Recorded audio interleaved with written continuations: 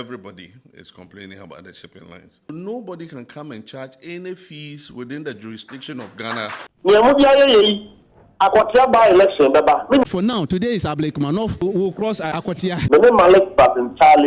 Yen someone for you now kwaba ebium emra jumadi. So finally, His Excellency John Mahama erin shebe bre ena gwakwam efa duties ena fe shipping fee ho eno achi no wana e wa monone ena fe Ghana fo nyina eni age ama sese ame no kasei ensem bebre ene frachi eba ebedi ho nkoma na fe no yakotie nsama His Excellency John Mahama ede atudwa eno achi Ablekumanoff ensem bebre ene fi ho eba NDC amanyuko no wama be chense mudie si ya ema Hawa Koomson ye bo no ensem bebre so ene frachi eba afei akwatia NDC fo ani abre amasese ameno kasei womo sen fast strategy fofra omo de beko akogye sa seat no nti ene nsam no doso ba quick one yeni kanko na commander yenko tiensama president John Mahama ede atudwa unse habo ho no Ghana ye port ho no na amanfo se okra niema from amanane ebeduru oman Ghana mu a ne boy de pa na eno so ka won ma na nadodan kwakufuado olusu ye because abrochifo no bebre efa plane ba oman Ghana mbeto obetia NPP enti NDC ba no na pressure ko mo so se John Mahama man ho nya ha na port and harbor duties no wo mo ntete so finally president akasafa ho abusua yenko tiemra ekoba commander ebe ho adwuma. One of the major complaints is about the shipping lines. Everybody is complaining about the shipping lines. We held a meeting not too long ago. I think GRA was there, the different groups, the Minister of Transport and all of them were there. And we cannot understand that, like he said, you charge an administrative charge for processing my container. And so you process my container administratively on a piece of paper. And I bring one container. And then he brings 20 containers. The same paper, it's the same administrative. Why would you don't do it one paper for every container? The paper just says 20 containers. This one says one container. By the time you spend in administering those containers, it's the same. So why charge for each one? And the thing is, when I inquired, they don't do that in Lomé. They don't do that in any other port, only in Ghana. And so it really doesn't, make sense. We charged the Minister of Transport to go into it and sit with the shipping lines and look into those administrative charges. And the point is, the law says that fees and levies shall be ratified by Parliament. And so nobody can come and charge any fees within the jurisdiction of Ghana.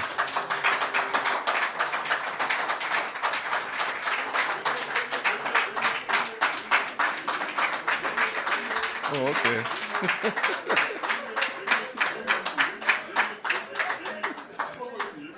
I think I hit some nail on the head. Because we consulted the Attorney General, and you cannot charge any fee or levy within the territories of Ghana without parliamentary approval. And so that must be rectified as soon as possible. And so we charged the Minister of Transport and the Attorney General to make sure that those fees are brought to Parliament for approval before they can charge those fees. His Excellency John Mahama, of course, and then some doson, but then some president at today. I'm a Ghana for any day. A brochure for any day, almost a president. I talk and do, and say or promise Ghana for. And this time, our sons will deliver beam. And some bring a fracture, a quick one. Young way. Well, the right way, Mamma was not in charge for nothing. Yes, shall send any man pennies home come. Yeah, the writer, a very fortunate, as I said, port and harbour duties one major problem that on my Ghana na affect Ghana for your hankwa Ghana for one money soon about port and harbour duties na ya your hands so you soon because at the end of the day and your money bedra yen and your better say you use one of those spare pass no okay men can say omuko fa ne ma no bedru port wa ne boy din pa ansa na obetumi akle ne ma no ebi kwa ne ma ka ho omo yi ba bedru na omo ba beton a ebia uyusu ka obekọ koto spare pass omo so batu buonim entina oman Ghana aka obi a ene ofro ka drivers for say omo to lorry frame ni nyina ne say omo ne ma omo koto de ye ka no ni nyina boy din tina nsam no asay aka oman Ghana nyina of course ti director na ye nyina ye guso a ye twen say dakro man pani ebe sori na waka kire say finally afedi osusu say there was a force na oye bibi about habo fees I have remember say duties I tria e wo import and ye habo hono the right man panin koma wodi ye nyina gitum say administrative charges no e ka ho bi and ma duty ne bo e kosoro because we free ma enye yi na habo no so e part of oman ye japade e wo oman ni mu a at the end of the day aban e ne hweso the right duties it is a ukwakotua eto it is a parliament e wo ho kwan say otimi eye ho adwuma na okire administrative duties e wo se yetua say de yenye mra no ene say de yemfa so entua ne sika yenye dia ebata ene na we agree say mampani onye ne ntem na enko parliament na parliament entena so na omo hyehye emra e betima boa ma ya ye kra niema ya ye de niema ba ene ya yempo yen kra niema nemum amanfo ne be kraba na yenye biato no yenso ye ho be hayen onse ye to abawie a NDC take over no na abrochefo no pressure pass shipping fee mu nka ho asem duties yi mu nka ho asem and finally John Mahama edi niema gu akwamu yi mo ntiribata woni made ba ko sam komo we nko answer a lot of questions in the first place there was one issue and as circulated around ya chire mu still amanfo bi ntiase na amanfo say mampani John Mahama oton port no ya still a toda in certain videos bi ko ho a who comment and profoda so ka in this parliament ekwotenase na parliament etimi ayen hyehyeye e pass bill a eno ebe kire duties no any administrative charges a yentua for shipping e wo Ghana port wa e be di adance say Ghana port and harbour no aban entom fama wo bi enu ntina aban edaso e wo control e wo ho a aban e kire duty yentua e wo mu say even if say individual and say private company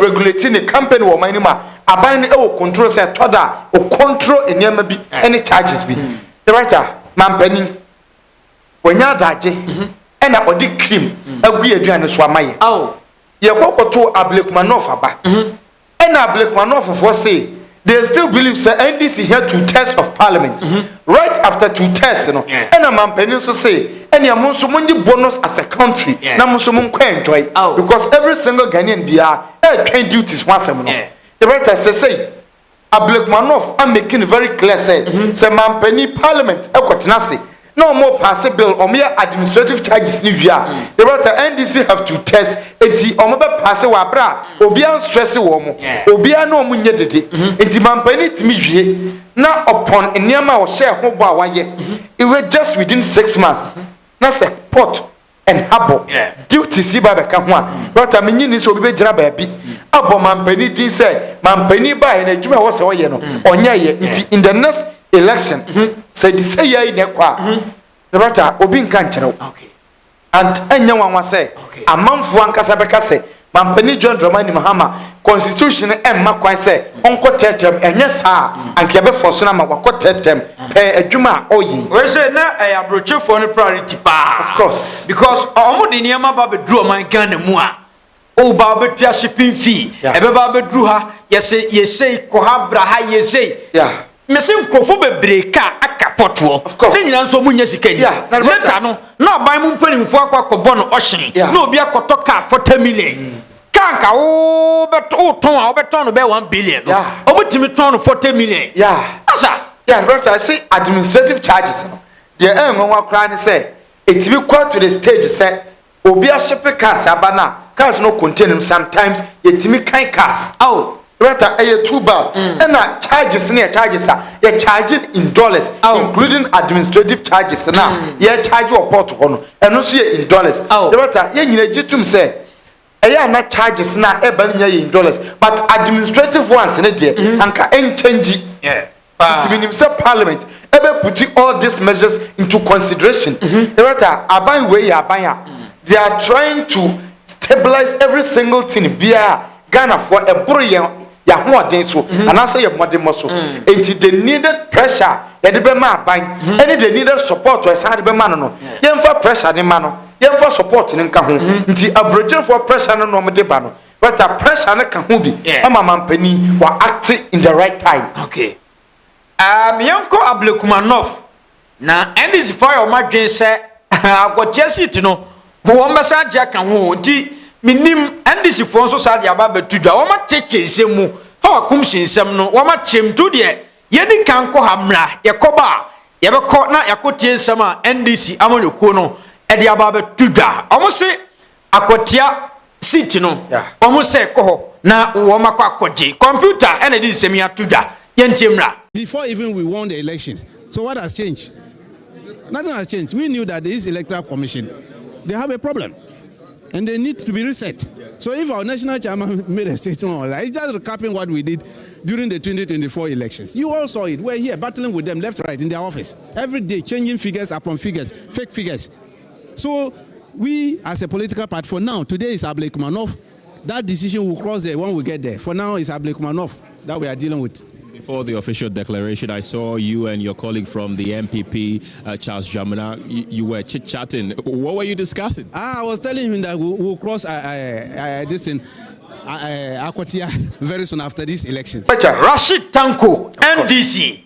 And sir, on December Brina Tuda. Was it akwatia city no womo kwakwaji? I'm not surprised. Quick one, you know, Roger, Nimkoma Wodi, and you're surprised, mammy. Now, where's your Munyama MPPA? That be because it's MPP seat in 87. And the 87 no. Namusako Kojiwe Kamwa. The Roger Germany be any baby, I election. Who German is saying? And I don't answer Kase, a bassa. Yes, sudden, strong opposition. The Roger, a Germany in Annie say, Mampany by your Becatre say, or per se administrative charges, a what port and habo yet teson.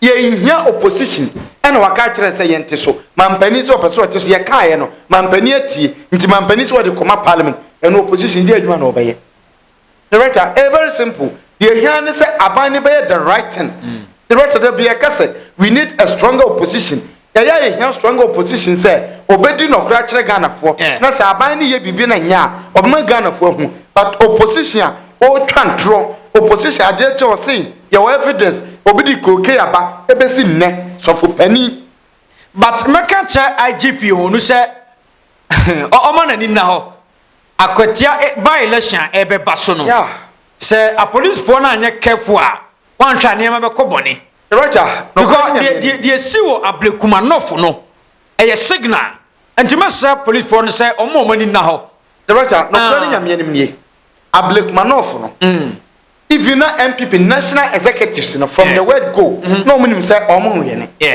eno mpo ne ehu de ehu ye no but for akwatia de no ayo mu seat omo nim say at least seat no omo na omo hwene ne dodo in the history and senyen sentra ne kura ne see ya e 52000 a omo gi akonya no omo tena so saa from 2000 besi na e once na NDC awe ne enti ebasa they will want to defend it at all costs. Or meant to defend this seat now. About best MPP in some way, Merato. And I'm funny so on the net. So, MP on the net to see San Befano. Yeah. The one by your Munsem, Roger, almost and at this stage, and this is what he said in the last election, Akwatia on 2024. Almost close to government Emanebeka only 2000. When this woman and Kaiser where they are ICT one penny. Baby anaga be 25,000 disablik manof krano. And this akwakoje just in 4 years 25,000 almost close watch. Na baby a year 2000. Njomba your imagine say 2000 gap there at all costs seat now so much. Dear and this ombe so mugu MPP ana. Director enyekum. Political party. Ombe so mugu nana.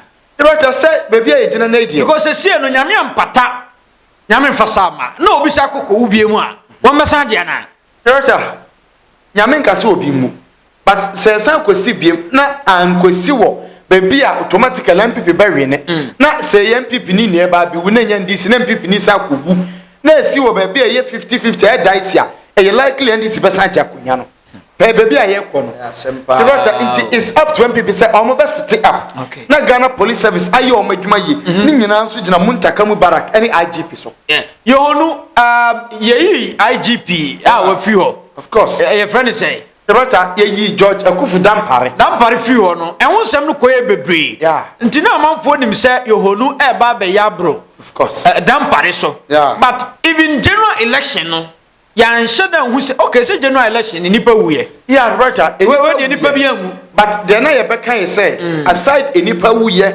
ebimu ni soldier for bomb ma ntokwa bebre sisi ye no na ye be ka say that was omo cover 276 constituencies inti eduru ba bia na ama ahoden na be ko fam kakra but we there na omo nyina cover only 19 police stations enuru one constituency mpo the writer yen hwe se de be si akọ but Serashi Tanku kase NDC kwa ko GC na mene ne ya adwum because odika di nkomo bi kura earlier say omo ne MPP fo nyina akotena so ablekuma and night before election no e collect results no e ka 19 no na MPP fo no kromo rep no omo computer mpo na nya adwuma na party a ye kwa kwato election kwa koduru ho ompanifo from national level nyina na eyi nipa 2 amoma agoye calculation okoya o computer nya adwuma you expect this one kwa win election enye ye commander yemfi ho na enkonkotie Mustafa Gwandi anse on na ye operations ewo election na ekoso ema NDC na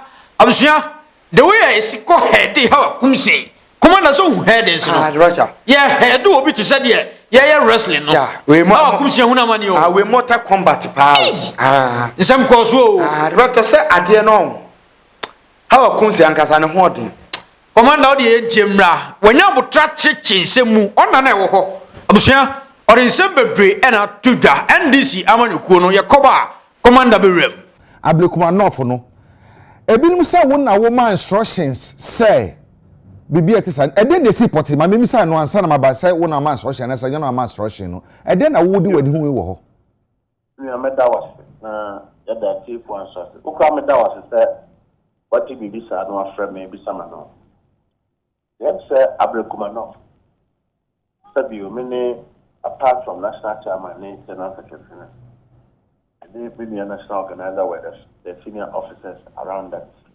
election. But I was on the ground, apart from other colleagues who were playing sensitive roles. Now, the panel, we know a party. They start to say monitoring. And I say, you come monitor a polling station back. Maybe you're not maybe about Hawa Koomson or Honor. Many the crowd, you can say, and a interview together, and I'm trying to say, Hawa. Who will lose election with 200 votes? And not that year by. So we spoke with love, and they seem quiet. We call another place, that's Samuel Uku, Miracle Abwaje, Samuel Brabwabeng. We now see so only a quiet over a interview, boom. And I'm sure the MPP, some of the moon election, I'm over there. And you're free, and I'm a coin. Into the call down some area honum. We are on a Samuel Uku frame, then I will yam on a car chat on Yamba on Yamet, and will be some Samuel Uku from. Now, this was now, I free by the agency here, yet is a one couple Unyaba Hawa Koomson. Now, I said, and a boy's room book around our Kakoji, police station back with them. Obama will be uncle. And you know, I said, oh, now come one year de escalated. You say yo, and I mean, I'm two American call. We do one of now police station, now police force far Hawa Koomson they call on. Now, in Cofoni fees, Hawa Koomson on to when you know the bottom more, I need more. Over 500 people. And I'm a call, may power more chow or beyond the escalated many police because we are political leaders, and times like this would have to de escalate and reduce the tension and move on. Now, the crowd, they say, Hawa Koomson was still being detained at the place, though. Can go and conform the quality to me are taking it out. Then I won't enough a wind other gate and went to the call. Me a brand 13 team be a set smoke. Or bar middle one. I realized that he was an MPP guy. So I don't mean the position cry. So but I make a chance that chief, you should go because I have no. Said the iron, one de-escalate to Munyai. So if you watch the video, you will see that na meneno air kasa. Madam, another group. If you be no one on mobile message guy knows or permanent free anymore, and they call hey or no. Maybe I hear you. Winning them here, may found the phone. I could share a brand for the number I'm a friend. Now, Mr. Minya, who you okay? No, say, I am to Bomadiana Hospital. All kind of who's there, or yeah, I think regional, deputy regional organizer, the national deputy organizer. And I'm in the Kasai. Me feel also. Me sound so a judge, you want to call Kaleshi police station. Samia Ukiana of friend also. How Kaleshi police, I'm so okay, Jamani, I'll go and sort it out. So me call them, and I'm me car, and me the far, me near Baha, from the police station. And she was so call hospital, because in a hospital. The Mabai, party paying for by. And as I'm speaking, Dakua, MPP Dakua, and Newman, will tell me witness. Me call on the coffee, no, and making sure that the BI okay. I was shocked to have heard say, Apenyo Martin, minority leader, one maho. One my election will be. Only ground will be. Not or no akoko first statement to say. Mene Malik Basintale na ye excited violence. Make a maybe escalating situation no. Enemy who say Malik every strong hoba. And to Malik called the bin am din ko say and say don't pass here. Onfa asiana boy to no endi na tinko. Ena ono fa asia and a boy so Malik didn't even stand at the scene. Malik Basintale didn't stand there. When you know, no abekata, and as Wabeka Diana Air Force, Mina Mekata is all common, you know, on number is in the team calling to me, and my battle. And as I'm speaking, your media teams that were on the ground would attest this fact. The police who were on duty there will attest this fact. So where did Apenyo Martin get his facts from? Or say, Abraham Ten Rebecca there, or Neme Katana Medium a year, may something than a boy in the phone. I'm shocked. Obia, the BSC of a frail. Who can you go try and cross Anna Yadane? Nayadane. That was. Mamma Wana says, Abraham Wakana Samui and a deputy national organizer. No, they are not Shefuguno.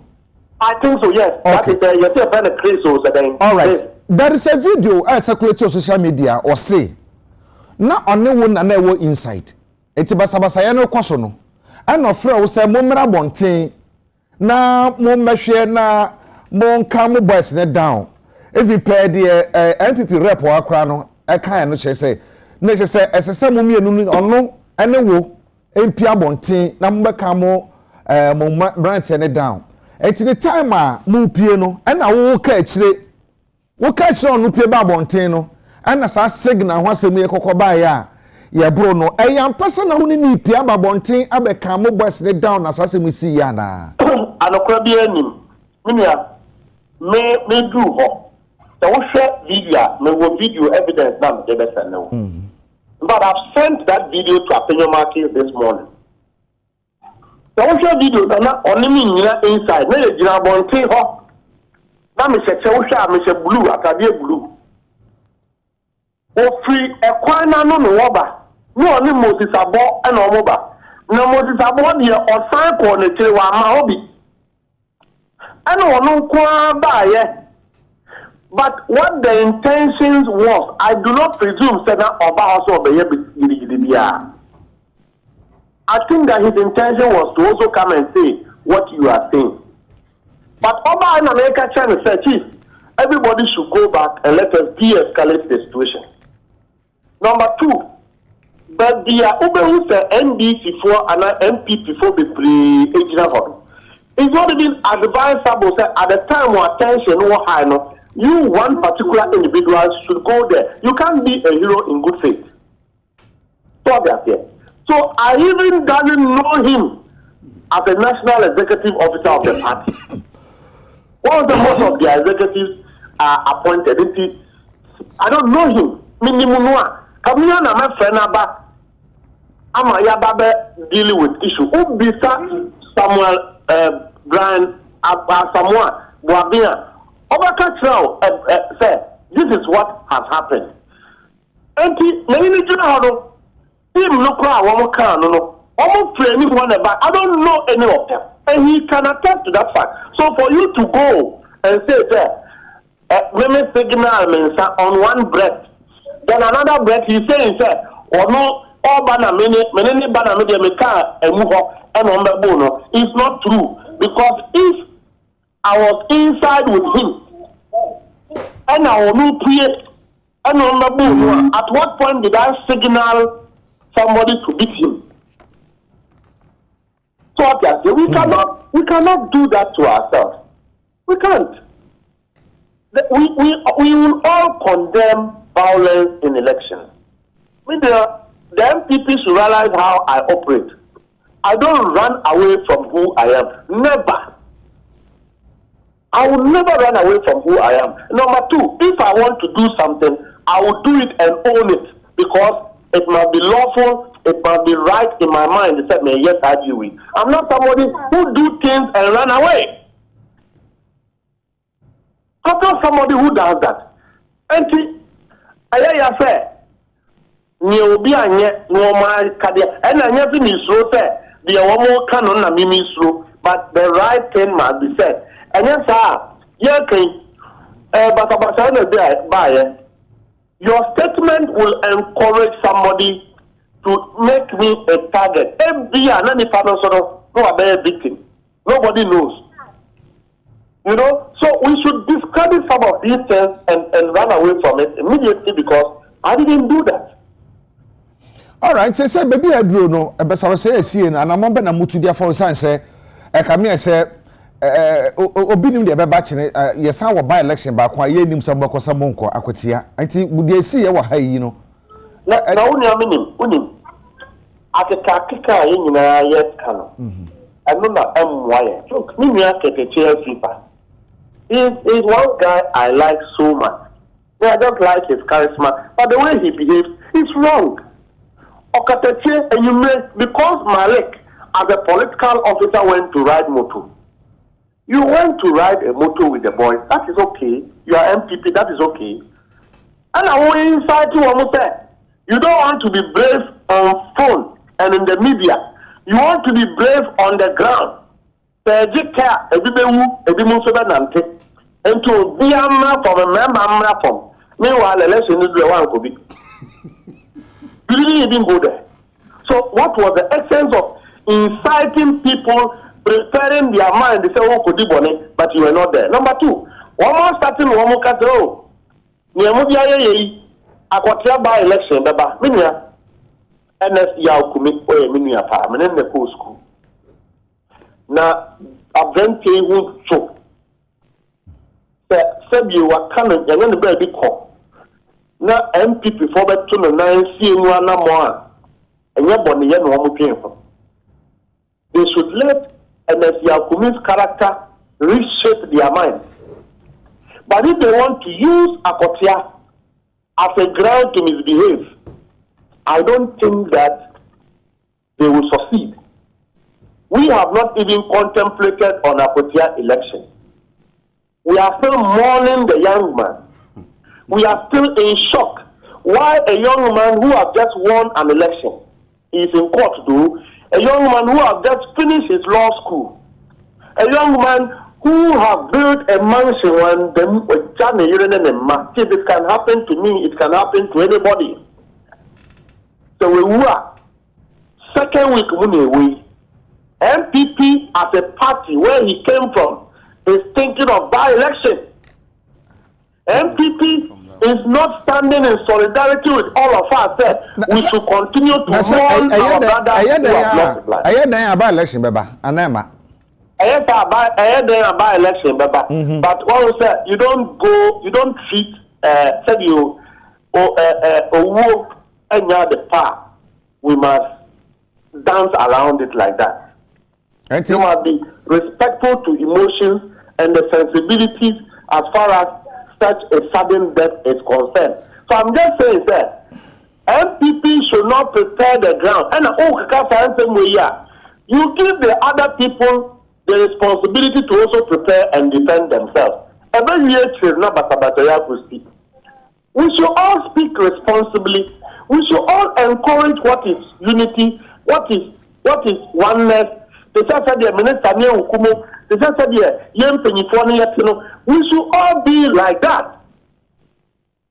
Obi talk about that now, election yako. Then what is so special about it? And if you are preparing to go and be back, what can you do? I hear now betting here. I think you are true now. Over to why should we encourage some of these conversations? So I'm just saying that conversations will be starting with one and the person but they should take me out of it. That is not how I do my thing. Me that's it. When akwatia mobekwa na monko e wo set am nya so ye de so ye dan aba na akwatia will depend on the instruction of the national chairman and the general secretary of the party. Okay. Maybe in charge of operation. My instruction, it will be duly discharged. When you do what, Mustafa Gbande, of course, and say, "Oh no, so chechimu." Yeah. Na ensemble brain na ekoso say Hawa Koomson. Okay. Say obi e kasati Hawa Koomson. Obi anso ntanechi. Obi antimi ntanechi. Asemo. What has what Jessica who was sekanya no. Aw. Eno na ma Hawa Koomson issue no eye issue a obi a emfa ne ho no. But nkomo ye ekoso nyina upon everything. Yeah. Aside Hawa Koomson as a person, nyina jetum say the course no ankoye, but because ekoye Hawa Koomson no ena nkomfo any sympathy e de ma no. But masem nyina ne say Mustafa Gbande nkomo a odi. The better yentumi ntra hanka say Mustafa Gbande o twantro. Ena yentumi so ntra hanka say the ono ne kanu na ye nokre. But asem ni nyina ne say mpanifo say asem ni dance e twa bi ye dance ye. The better is up to yen as Ghanaians say you be act smart. Na politicians no etoda omo defend omo selfish interest any omo political interest ya dwen because you say dey we dey bibi tachiri Roberta yentimi metena ha expect say ye koto abani wiye no MPP for baba be ka kire say abani ye koto ye no ye omo mistake ena ma ye bo Hawa Koomson omo nyeta and on the other side NDC Zuma metena meka say omo nkrofo na ebo Hawa Koomson say NDC fo a omo shere no mko bo ni keke so NDC fo mpo na bo na omo bo ni because omo susu say Hawa Koomson di pepe spray buyer na opeso di be go bi ani. These are some of the reasons. But me must say, say, Director, baby, Mustafa Gbande Kaya, Minya interest Kaka, I will not say na Okenim. Yeah, a faho, and a Mijidi, mean to be in us, but a farm Mijidi say, or say, Omoka say, at Hawa Koomson, I could pay more police station or call police station on a car and on the farm or hospital.